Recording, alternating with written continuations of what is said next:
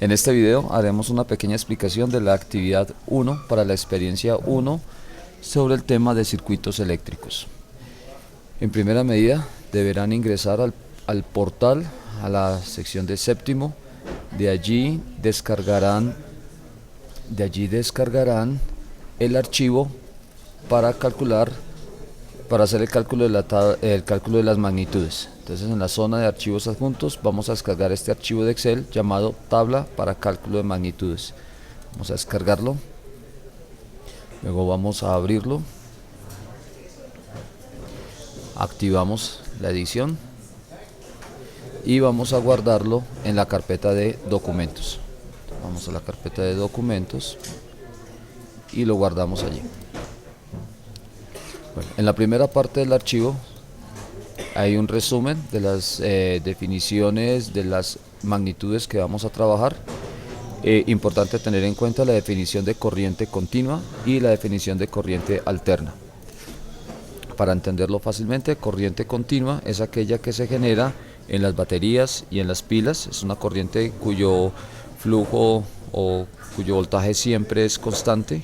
Y en la corriente alterna, este voltaje puede estar variando, tiene ciclos de variación, y es la que se genera desde las centrales eléctricas. Tenemos una fórmula para calcular la intensidad igual a potencia sobre resistencia, y las fórmulas para calcular la potencia en la corriente continua y la potencia en la corriente alterna. Luego viene una serie de ejercicios. Ejercicio 1, están divididos por una línea roja, ejercicio 2, ejercicio 3 y ejercicio 4. En este video explicaremos cómo resolver la primera parte del ejercicio 1. Ustedes deberán resolver la segunda parte del ejercicio 1 y los demás ejercicios. Las celdas que están de color amarillo son las celdas donde deben realizar alguna fórmula o el cálculo o el dato que se obtiene o que se pide calcular debe ser por medio de una fórmula. También necesitan el programa Crocodile para el diseñar los circuitos eléctricos. Si no lo tienen, deben de descargarlo directamente de la página bajo el nombre de Crocodile Clips. Bien, entonces empecemos. Vamos a trabajar el primer circuito que está al lado izquierdo, que es un circuito sencillo con un generador, un receptor y un elemento de control. Vamos a diseñarlo rápidamente. Entonces vamos a necesitar una batería de 9 voltios, vamos a necesitar un interruptor y vamos a necesitar un bombillo. Conectamos siempre partiendo del lado positivo, que es la forma normal en que fluye la corriente, y vamos a cerrarlo. Probamos que encienda. Bien, observamos estas banderitas rojas que nos va a servir para tomar las medidas. Vamos a encender el circuito, vamos a ubicarnos en la primera banderita. No hay necesidad de hacer clic, solo es ubicar el mouse y allí encontramos que en el generador tenemos una toma de 9 voltios y 481 miliamperios. Entonces vamos a hallar este valor a la tabla. Generador, en el primer ejercicio escribimos 9,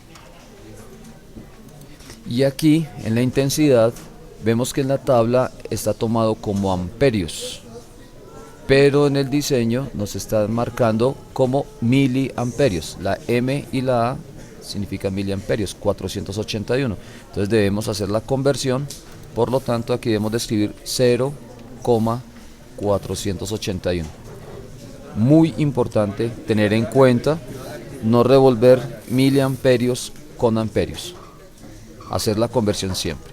Bien, ya tomamos la medida para el generador. Ahora vamos a tomar las medidas para el receptor. Entonces nos ubicamos en el circuito. Nos vamos a ubicar en el receptor. Si nos ubicamos en el punto anterior al receptor, vemos que tiene las mismas medidas de generador. Por lo tanto, nos vamos a ubicar después. 0 voltios, 481 miliamperios.